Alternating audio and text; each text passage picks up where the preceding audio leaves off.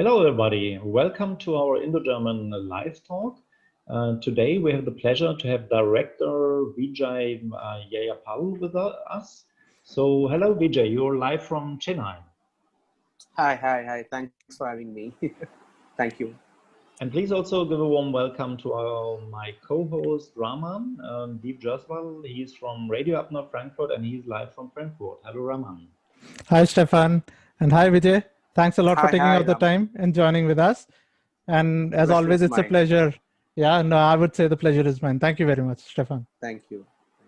And I have to explain something. So Vijay is the director of Nirvana Inn. Nirvana Inn is a film which will be screened at IndoGerman Filmweek. IndoGerman Filmweek will go on floors from 24th of September to 30th of September. And it's a great pleasure to have your film with us. Most probably the premiere, the German premiere of the film will be on Friday the 25th. So looking forward. Thank you, Stefan. So, today we have with us Mr. Vijay Jayapal, a Chennai-based Indian filmmaker. Vijay Jayapal's Nirvana Inn. It recently premiered at the Busan International Film Festival. The Hindi Assamese psychological thriller that has gained quite a response from the festival circuit audience. It stars Adil Hussain, Rajshri Deshpande, and Sandhya Mridul Singh in the lead roles. And Mr. Vijay Jayapal, he's a writer, director, and a producer. Well, your first movie was Revelations, where you were the writer, director, as well as the producer. And for Nirvana Inn, this is your second movie where you are the writer and the director. Now, talking about Nirvana Inn, I read it in one of your interviews that it has a connection with Germanwings plane crash incident from the year 2015. Would you like to tell our viewers and listeners about that and what inspired you to write and then make this movie? In fact, that was the starting point for this film. When I first read that news report, I just stumbled upon it, if I can say, online. And when I read it, I was devastated. And I was devastated at the same time. I was also so intrigued, when I read it. How can somebody do something like this? It's so terrible. And then I thought, what if the person who did that, or who supposedly did that, didn't die in that crash, and he lived, and he has to lead his entire life after that. He has to live with that guilt, for the rest of his life. How that will pan out for him and for people around him. So that was kind of the the origin, but there was no single origin point for the story. I would say this, of course, this report which I read kind of was in my mind for a very long time. And then after a few months, I was in this resort in Kerala, in South India, with my family and with my friend's family. And that's where I really, got the idea for the story, to make a story out of it. So yeah, that's how it started. So that was the news report was the inspiration. And then, of course, I started writing it over a period of time, and then it got developed like that. Yeah. So, if I may ask, how long did it actually take you to write the story? Well, see, actually, the writing process, in the sense, the writing the screenplay took me only 6 days. Wow. But I spent a lot of time before writing in terms of thinking, because for me, writing is not just about writing. It's about thinking. You have to get an idea, and then you live with that idea in your mind for a very long time. So I was developing this idea in my mind for a very long time, almost a year, I would say. Like, what could be the characters, what could be the story. Obviously, I can't make a film out of a flight accident, because it's an independent film, so I can't do that. So I have to change that. So I have to change the background of the character. So I was thinking about the story for a very long time. So the story was organically developing in my mind for almost a year. And once I had the skeleton in my mind, then I started writing it. But actual writing process only took me 6 days. Only 6 days. I wrote only one draft. And yes, a couple of small iterations here and there. And I wrote in English. So then we had to do the Hindi dialogues and all of that. And since I don't speak the language, I have to get another person to do that. thing. So all that happened, but primarily the writing process was 6 days. But before that, I spent a year developing the story in my mind. Yeah, that's how it happened. Yeah. I mean, at the end, it came out really well.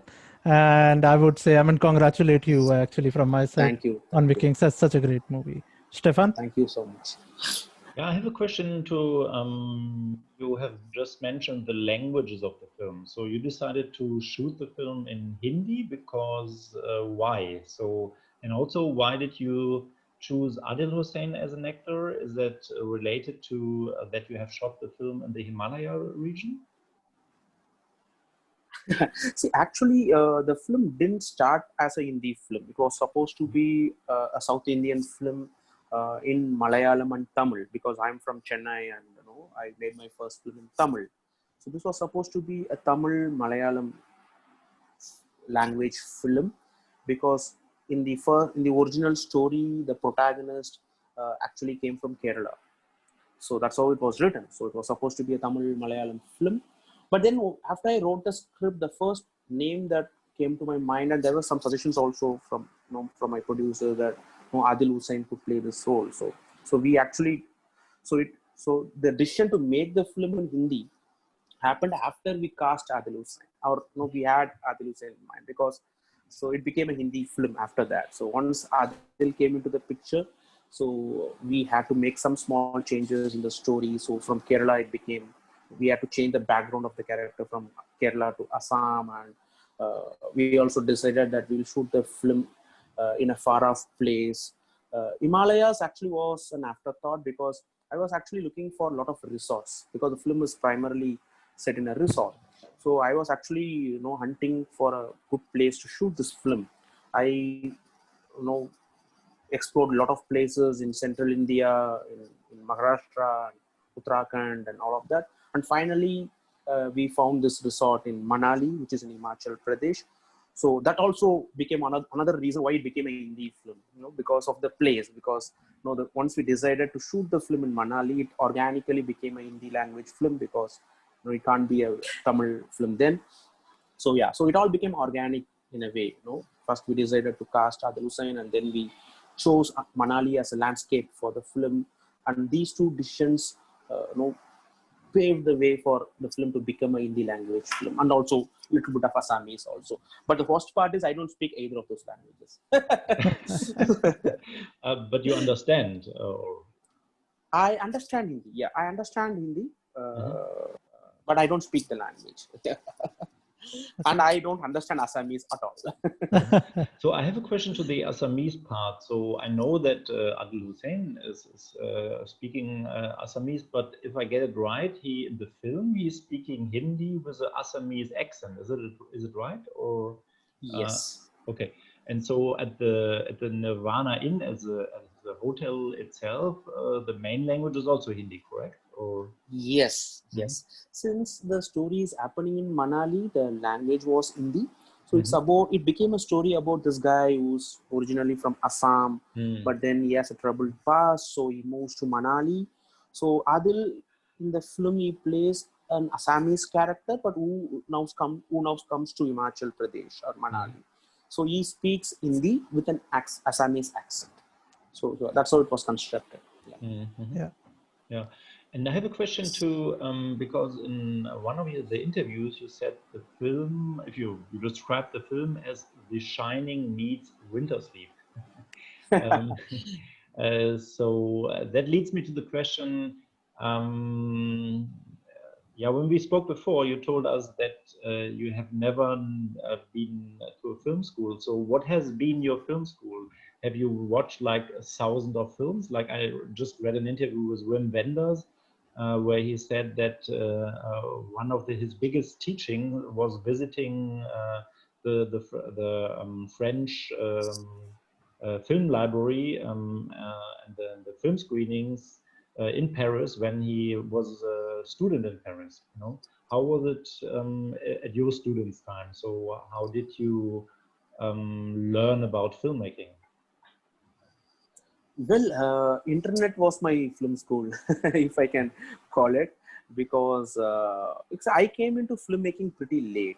Okay, when I decided, of course, I always wanted to be a filmmaker, but then somehow, I came from a very normal middle class family in Chennai, and my parents were not ready to risk me, allow me to take the risk of getting into filmmaking. So I worked and all of that. So when I got into filmmaking, I was 30. That was almost 8 years back. I'm now 38.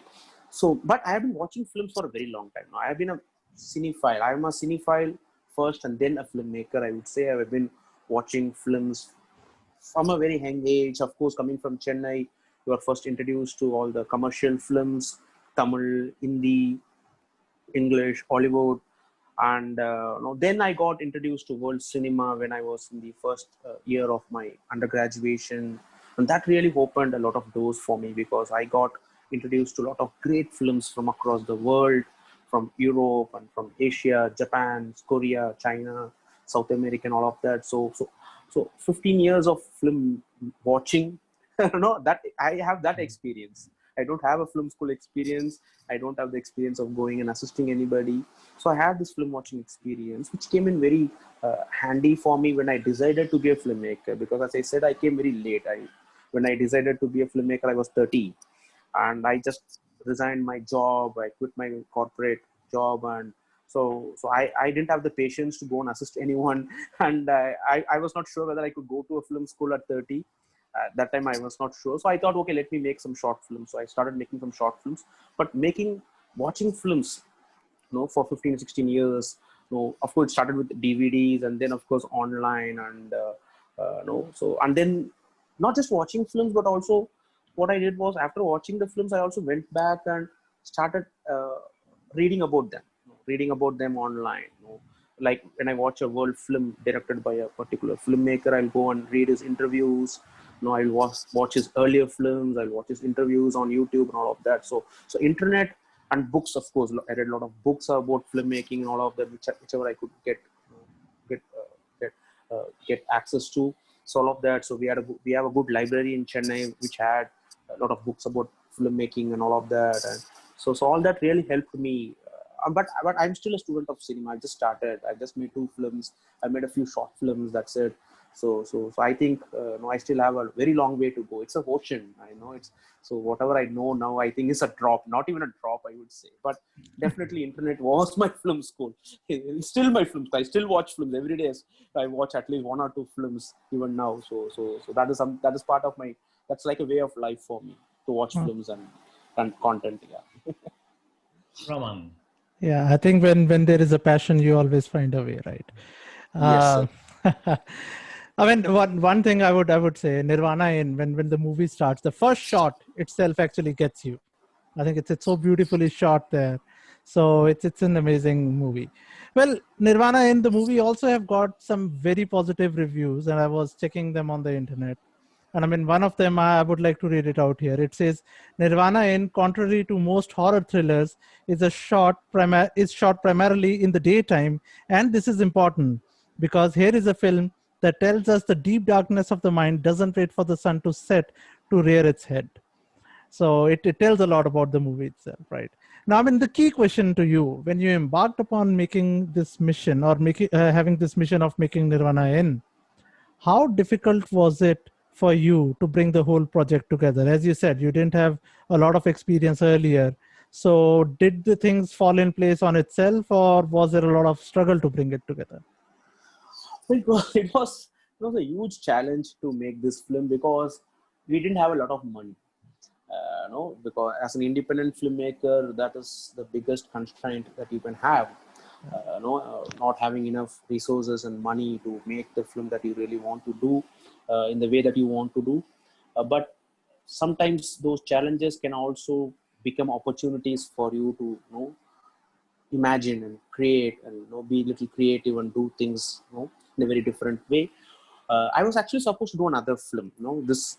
So I did my first film, Revelations, and I was working on another project, but that project got very big in terms of scale as I was writing it. So I had to kind of postpone it, and then I just tossed this idea to my producer Madhivanan, who's an independent producer from Chennai.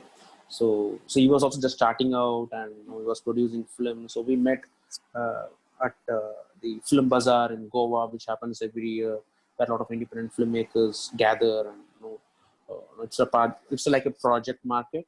So I met him there, and so we were supposed to work on the other film, but that got postponed. And then I tossed this idea to him. He liked it, and then he went around and brought in investors and all of that. But because of the experimental nature of the script and the narrative, and since it's not a commercial film, we had constraints in terms of financing, because we can't really go and bring in a lot of money. So we could bring in some money. That took some time, and I was very fortunate to have some investors in this project who were very passionate about the film. They were not just people who were looking at money.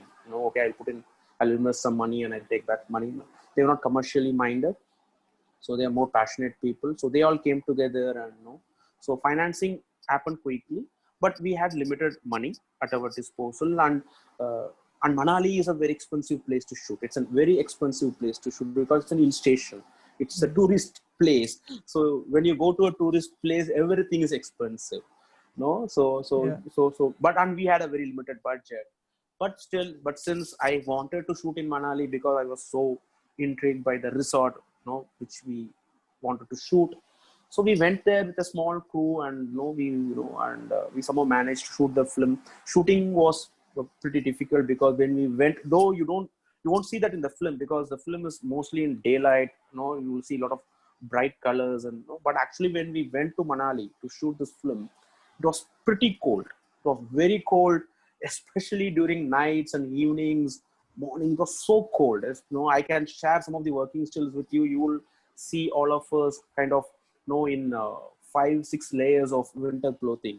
And I come from Chennai, which is one of the most hot places. It's the hottest city in the country, in India. Yeah. And for me, it was very difficult to go to Manali and to shoot the film in that weather. So it was very challenging physically and emotionally, very, very challenging for all of us, for the actors and for the crew and for me. And we had to complete the film in 20 days because I had money only to shoot for 20 days. So I had to complete the entire film in 20 days. And I still had 4-5 days of shoot in Assam that happened separately. And so we came back and we took a month's break. And then we went to Assam, in January 2019. So it was very challenging. It was not easy. And by the time we finished the shoot, we didn't have any money for post-production. So we started sound, music, all we started because most of the crew members were people who I know personally. They are my friends, and they are people who have worked with me in my previous film. So we started post-production, but then we didn't have money. And that's when we really, we got lucky, and we won the post-production support from Asian Cinema Fund from Busan. So it was kind of a big thing for us because it was very competitive. They select only 2 films, and we were very lucky to get selected. And because of that, we got an opportunity to go to Seoul and be there for 3 weeks and do a lot of post-production. Of course, before that, we had to complete a lot of post-production here, like sound and music. But we went there and we did the final mix. We did the grading, the DCP, and all the last leg of post-production was completed there. And before that, we had to complete post-production here. And because we won the post-production support in Busan, that also gave us the confidence to look around. And Mati, my producer, he went around and he borrowed some money, and we finished all the post-production. That's how you make independent films. Because when you have you don't have the money, you just go and borrow, steal, whatever you could do, you just do that. And so we managed to finish the film. And since we won the post-production support from Busan, we had a mandate to world premiere the film in Busan. So we had the world premiere there. So yeah, it was not easy. It was very challenging. It was very tough, especially the post-production period was particularly, I would say, lonely for me because we had finished the shoot, but we couldn't complete the film, and we were struggling to get finance. That was a very dark period for me. But then, of course, Busan happened, and so we finished the film. Yeah. Yeah, I think, but at the end, the final project that came out, or the final product that is out, I mean, it's marvelous. It's amazing. So all Thank this you. hard work has really paid out, I would say. Thank you. Thank you. Thank you. Well, when you mentioned Busan Film Festival, yeah, I mean, I have my next question, which is linked to it. So I would like to quote you here from one of your earlier interviews. You had said, we had a 40 minutes Q&A session where the audience was grilling me with a lot of very deep and interesting questions about the film. Yeah. It was fun. Would you like to share your experience about this with us? Yeah, it was. See, this is a film that doesn't give easy answers, isn't it? Yeah. You have to really, you will have a lot of interpretations, and you will have a lot of questions. In fact, I would say this is not a film to understand. This is a film to feel. You can feel the film, but you can't really understand. Not that it's big intellectual, not like that. But the thing is, we had deliberately kept a lot of things open-ended and ambiguous, because that's fun. But as a result, when you show the film to an audience, obviously they'll be very curious, and they'll be intrigued, and they'll be asking a lot of questions. So the first two, we had 3 screenings in Busan. The first 2 screenings we had Q&A, and both the Q&As were like, they had a 30-minute schedule, but it went beyond the schedule, and because a lot of people had a lot of questions, and I had to give lengthy explanations and interpretations, which I'm not very good in articulating. Actually, I'm not very good in talking about my own film, especially this film, because even if I want to talk, because I feel that if I really give my perspective, then it really kills the fun, because it's always better for people to have their own interpretations rather than me giving out, okay, this is what happened and all of that, because then it becomes easy. So, but still I had to do it because people are really grilling me, but it was fun. It was fun. I was really surprised with the kind of interpretations they came up with. Some of the things I didn't think about even when I was writing, or when I was making, the backstories that they were giving and all of that. It was fun. It was very fun, and it was a little tiring also, because you have to stand there for 40 minutes and answer these questions, especially a person like me who doesn't like to talk that much about your work. So it was a little tough, but I also had my producers. I had Adil Hussain and Rajshri, who were also with me, and thankfully they also took some of the questions, and so they helped me kind of. Yeah. Now at the end, I said, yeah, it raises a lot of questions. It makes you think. And I think that's the beauty of the movie, isn't it? Yeah. Stefan? Yeah, so I just think of if we should also have a session at IndoGerman Filmweek then to grill you with our German audience. Oh my God. Let's see Okay. what Yeah. ideas they come with. Yeah, so my Yeah. question is, after Busan, did you have other festivals the film has been with, or did COVID-19 make a cross through all your plans? Yeah, kind of, I would say, because after Busan, we started going to some festivals. We had a couple of festival screenings in India, in Kolkata and in Pune, and the film screened in Cambodia, and that's when COVID started started its journey, and it kind of curtailed our journey. So we got selected for a few interesting festivals, but then they all got, some of them got postponed and some of them got cancelled. So for almost 3-4 months, we didn't travel anywhere. And then again, just last 2 months, there have been a few festivals, online festivals, mostly in Brazil and Mexico and Canada, and a few of these festivals. So we had online screenings, those festivals. So, but yes, COVID played a very, very big part, because we were supposed to go to some interesting places, and it got postponed and all of that. So, and also personally, I didn't send the film to a lot of festivals, to be very frank. Even with my first film, I was very selective about the festivals that I wanted the film to screen. I just showed the film in places wherever they asked me, and even with this film, the previous film, both the films. But yes, COVID, kind of dampened the spirit. But last 2 months have been good. We have been, we played in 2 very good genre festivals in Mexico and Brazil. I didn't expect that, because I never considered my film as a typical horror film, but to be selected in those horror film festivals was kind of no, it was like it was good. It was good. I didn't expect, but it was good. And we played in Toronto, and now we are playing. And this is, I'm really excited because it's a physical screening. It's not no online thing. So I'm really kind of excited about this. And yeah, hopefully in the coming months we will go to some more festivals. But more than festivals, I'm also trying to get the film released as early as possible to an audience, especially in India, who could watch the film. Yeah. Yeah. Yeah, pressing thumbs for that. I have a question also regarding the content of this film and also your film before.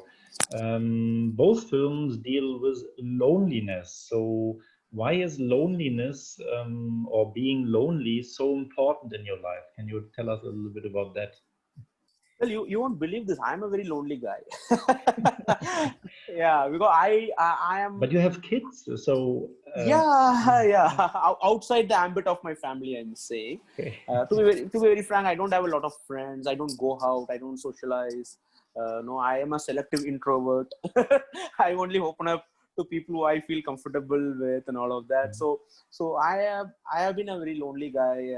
Even in my childhood, I was very lonely because my mother uh, uh, uh, was working in another country, and she still works. She's in Canada.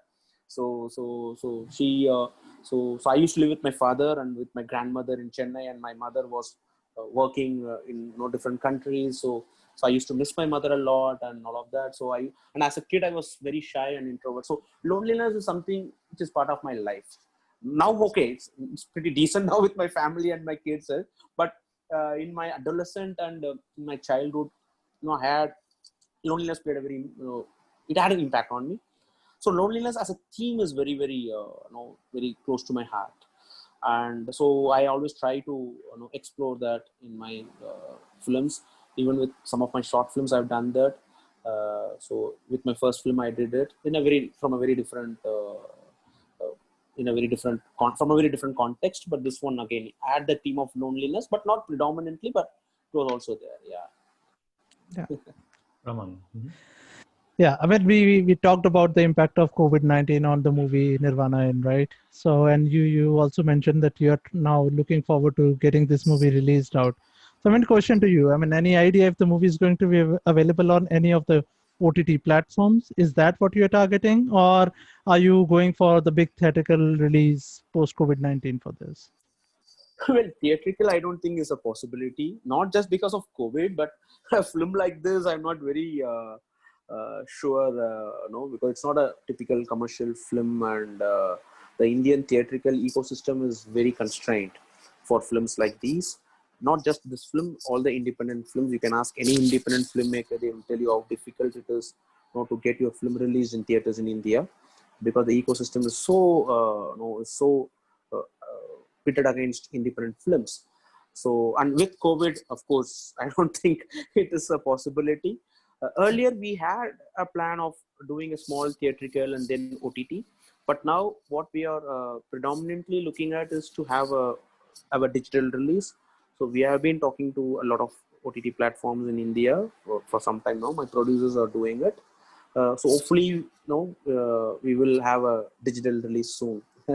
Yeah, Yeah. I mean, looking forward to that because it's an amazing movie, and I, from my side, would recommend it to anyone if they want to watch a nice movie which gets them thinking about something. This is the movie to watch, and shot really Thank you. well. I mean, the locations are nice. We being Stefan, you and me sitting in Europe here, I think it brings somewhat similar views that you can get in India, and it's really beautifully shot from that point of view. So no, Thank thank you you. so much. Thank you. Thank you for making the movie. Stefan? Yeah, even though I wouldn't change with the character of Adil Hussain um, in the movie because yeah, I think what he is dealing with is. But let's see what the audience thinks because we shouldn't also reveal so much about the movie. But what we definitely should do is make the audience curious. That they watch the film. And that is my next question about how was it with Adil Hussain? Adil has been our guest. I have to mention that. We have had him as a guest with the film Hotel Salvation of Shubi Bhutani. And yeah, and we learned him as a very decent and very nice and very well taught, really a great companion, I would say. You know, you want to. It's very nice to sit together with him, chat about films, and so on and so forth. So, how was it to work as a director, as a second-time director with him? Well, he was my first choice and the only choice to play this character. And I told you, the film became an indie film because of Adil Hussain. Because even while writing the script, I wanted someone. It's a very dramatic film and it's a very dramatic character.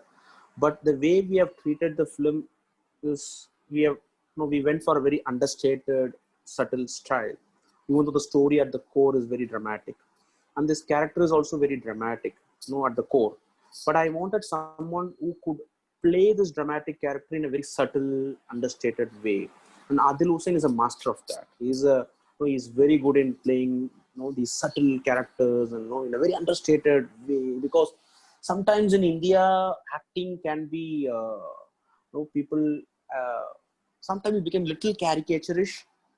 Sometimes it can go a little over the top, and there is a wrong conception that you have to really shout and you have to do all the things with your body, and that is acting.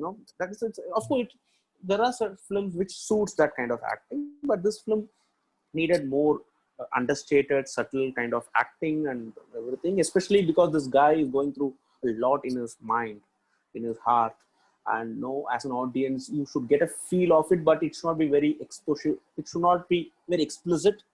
It should be understated. So Adil was the only choice, and because of Adil, it became a Hindi film and became a Assamese film. All of that, and it was wonderful working with him. And because since we had a very tight schedule, we didn't have a lot of time to rehearse, which ideally would have been great for us to do rehearsals, but we did do some rehearsals, but mostly we kind of improvised on the set, while we were shooting the scenes and all of that. And being a very experienced actor, it became easy for me because, an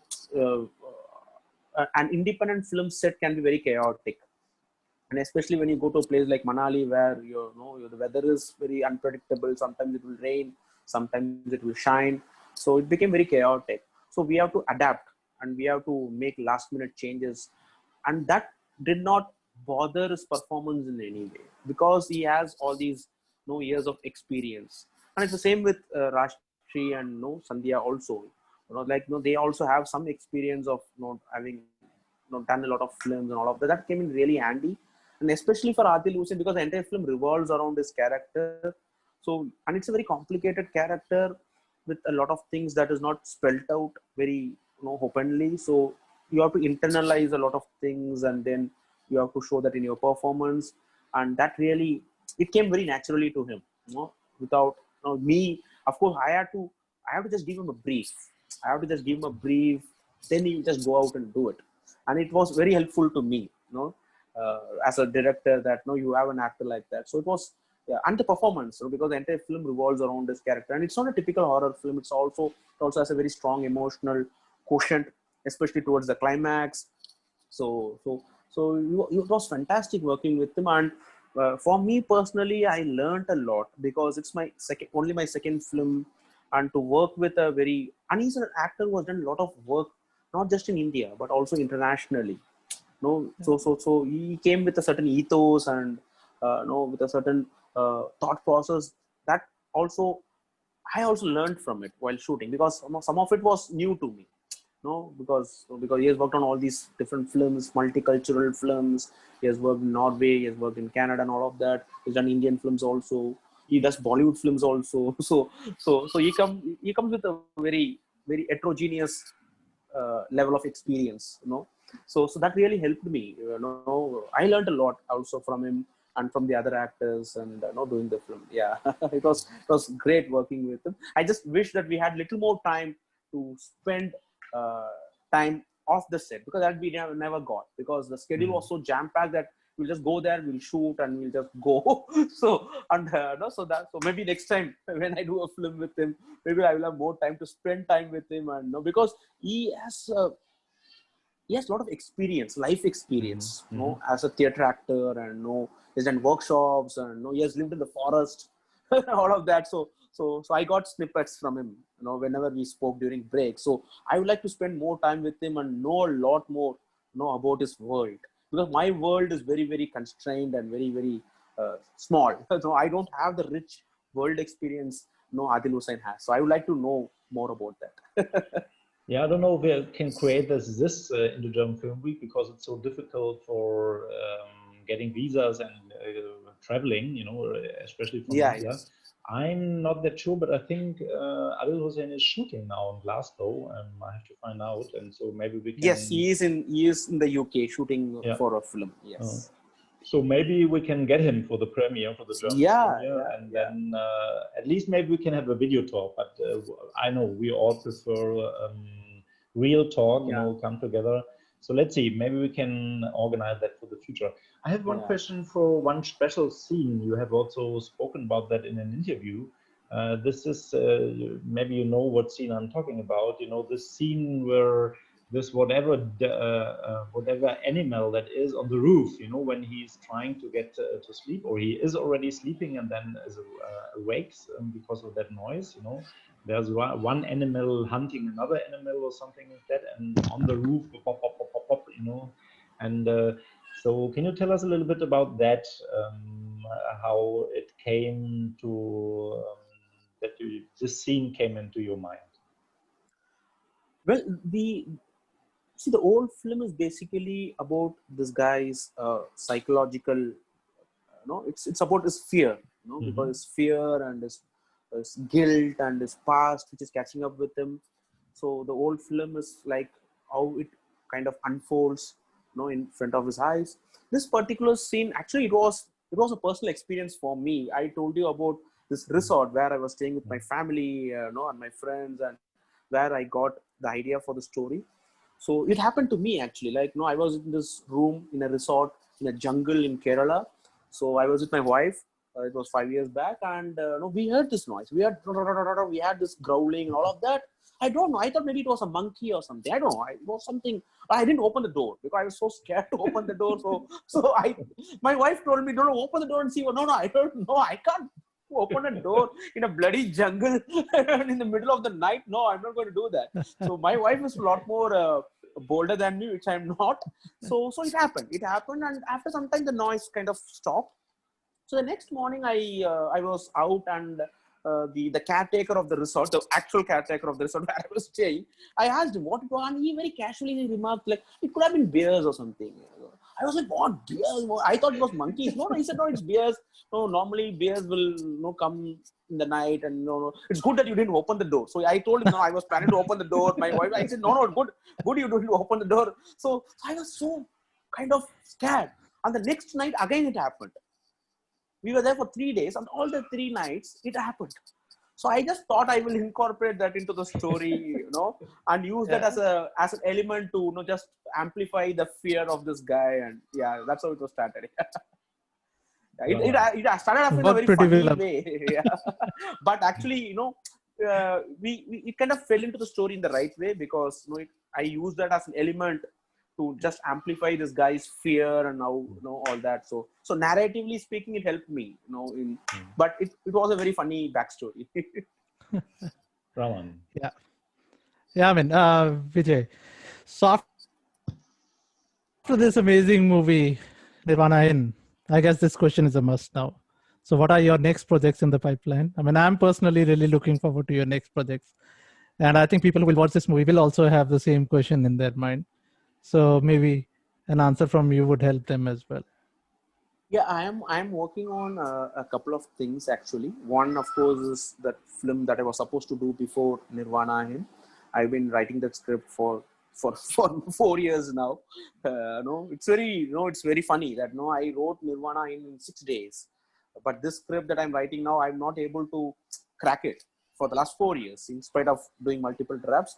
But now finally I have a draft which I can confidently say that I'm satisfied with. It will be very different from my first two films, Revelations and this one. It's a little more bigger in terms of ambition and scale. So I'm not very sure whether I can make it as an independent film. Maybe it will have to be a little more mainstream. Not in terms of narrative, but in terms of maybe it should have, it will have some actors and all of that, because it needs more money and all of that. So yeah, so I'm working on that. I'm also working on a small film which is kind of similar to my first film, Revelations, a more intimate relationship drama set in Chennai. Because funnily, thing is, I've shot two films, but I never shot anything in Chennai. My first film was shot in Calcutta. This film was shot in Manali and Assam. So I have always wanted to shoot something in my city. So my next two films, both the films that I'm working on now are set in Chennai because I want to shoot something in my city. So yeah, I'm working on. So one is a big film, one is a small film, but I don't know which will go on the first because I've just finished the script for both, and financing. Of course, it's a big problem. And post-COVID world, I don't know how it is going to be in terms of because there is a lot of cry for content, but what kind of content really people want, we don't know. Audience, of course, want all kind of content, but the studios and the ecosystem, we don't know. So we'll have to see. I still haven't shopped. So once I start shopping my scripts, then I think I will get an idea in terms of what the markets are going to say. But let's see. Yeah. No, thank you for that, Stefan. Yeah, you can go ahead with your next question if you like. No, I think that was my last question from my side. Okay. Okay. Yeah, let me think. I think, do you have questions to us, Vijay, regarding the festival, for example? Yeah, I'm really looking forward to it. In the sense, because after a long time, we are getting an opportunity to do a physical screening of the film. So nothing can really, replace that. Whether it's a big film or a small film, ultimately, every filmmaker wants a film to be seen by an audience in a theater. Of course, watching your film on an online on a tablet or iPad could be a more personal experience. But cinema is a community exercise, isn't it? At the end of the day, you sit in a theater.